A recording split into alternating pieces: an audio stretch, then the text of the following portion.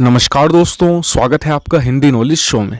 तो दोस्तों, जो मेरी वीडियो को रेगुलरली देखते हैं उन्हें याद होगा, अब से 5 दिन पहले मैंने एक वीडियो बनाया था जिसमें मैंने बताया था आपको कि अमेरिकी सीनेट में, जिसे संसद भी कहा जाता है, उसमें एक स्पेशल प्रावधानों वाला बिल लाया जा रहा है जिसमें F-22 रैप्टर को बेचने पर जो प्रतिबंध लगा है उसे हटाने की बात थी। इसके अलावा भारत जैसे देशों को बेचने की और F-35 को भी बेचने की जो अमेरिकी संसद स्पेशल मंजूरी देती है उसको लेकर भी वो बिल था।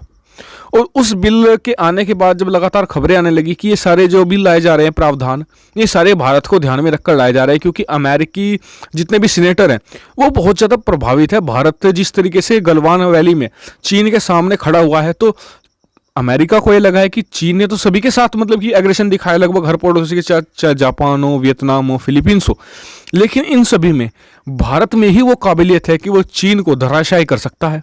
और भारत ने करके भी दिखाया। देखा होगा कि कई सारे आपने मतलब कि आर्टिकल है, मैंने इंस्टाग्राम पर भी अपलोड किए हैं, जिसमें अमेरिकी सांसद है, बड़े बड़े सांसद है, जो बड़े बड़े लीडर्स हैं, चाहे वो विपक्ष के लीडर क्यों ना हो, वे सब भारत की तारीफ कर रहे थे कि भारत ने जो करके दिखाया है वो किसी ने भी उम्मीद नहीं की थी। यहाँ तक कि अमेरिका ने भी अब तक टिकटॉक जैसे मतलब कि जो बड़े ऐप्स हैं उन पर प्रतिबंध नहीं लगा सका है, लेकिन भारत ने ऐसे कारनामे करके दिखा दिए, ना सिर्फ ग्राउंड पर बल्कि मतलब ग्राउंड में जैसे कि उन चीनी सेना के खिलाफ, बल्कि ऑफ द ग्राउंड जैसे कि चीनी सामानों पर प्रतिबंध, उनका बॉयकॉट, यानी कि उन्हें भारत में ये पोटेंशियल दिखता है, इसलिए वो भारत को अपने सबसे खूंखार हथियार देना चाहते हैं, जिससे कि चीन के खिलाफ भारत की लड़ाई और मजबूत हो सके और चीन को धराशायी किया जा सके और अमेरिका के साथ मिलकर एक टीम बनाकर भारत काम करे।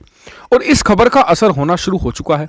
जी हाँ, कैसे, मैं आपको बताता हूँ। दरअसल जब से खबर आनी शुरू हुई, ग्लोबल टाइम्स, CGTN, जो बड़े मतलब कि चीनी न्यूज़पेपर्स हैं, और आप सभी को पता है कि चीनी न्यूज़पेपर होते हैं ना, जो ये सभी के सभी जो कम्युनिस्ट पार्टी ऑफ चाइना का मुखपत्र होते हैं, यानी कि कम्युनिस्ट पार्टी के लीडर अपनी सरकार से जो कहना चाहते हैं, इसके अलावा जो दुनिया भर में प्रोपेगेंडा वो फैलाना चाहते हैं, वो इसके थ्रू ही कहलाते हैं। उसके अलावा चीनी सरकार की जो नीतियों की झलक भी बाहरी दुनिया को इन्हीं न्यूज़पेपर के थ्रू मिलती है।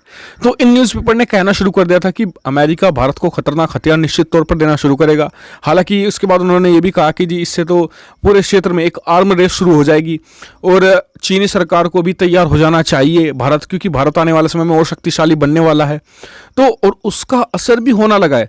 जैसे कि मैंने आपको कल शाम वीडियो बनाकर बताया था कि कैसे J-20 का प्रोग्राम आधे अधूरे होने के बावजूद शुरू कर दिया गया है उसका मास प्रोडक्शन।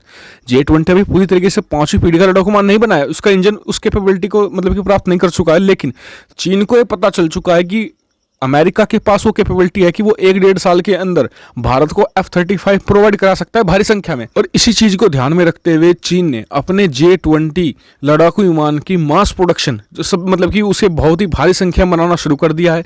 और उनका अनुमान ये है कि वो 2025 से 27 तक 500 एयरक्राफ्ट तैयार कर देंगे और 2030 तक करीबन 700 J-20 एयरक्राफ्ट तैयार कर देंगे। और इसी के साथ फिलहाल तो उनके पास इतने फंड्स नहीं है कि वो J-20 के लिए नए इंजन में और ज़्यादा पैसे फूंक सके, तो उनका प्लान है कि 2025 के बाद वो अपने J-20 के लिए WS इंजन पर दोबारा काम शुरू करेंगे।